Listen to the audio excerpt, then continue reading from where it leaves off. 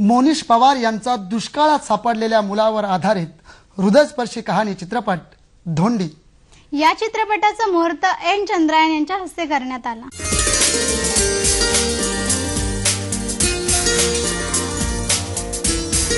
धोंडीचा आत्ता मला एक साधारण विषय कळला की पाऊस पडण्यासाठी एका मुलाने केलेला अट्टहास सारखा। या चित्रपटाचे निर्माते आहेत भानुदास पवार आणि राजेंद्र सुपेकर आणि प्रमुख कलाकार आहेत सयाजी शिंदे, विनय आपटे आणि पूजा पवार। एका बापाची आत्महत्या रोखण्यासाठी निसर्गाला चॅलेंज करणारा एक 10 वर्षाचा मुलगा दाद्या याची ही कथा आणि पाऊस येण्यासाठी त्याने केलेले भगीरथ प्रयत्न अगदी हसत खेळत पद्धतीने आम्ही सर्वजण मांडतो आहोत।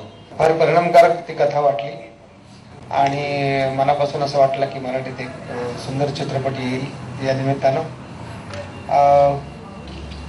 आम्ही सगळेजण प्रयत्न करणार आहोत आणि विनय आपटे आमच्यावर निराळ्या धाटणीचे विषय नवनवीन दिग्दर्शक केपेबल दिग्दर्शक हाताळत आहेत। त्यांना निर्मात्यांची समर्थ साथ आहे।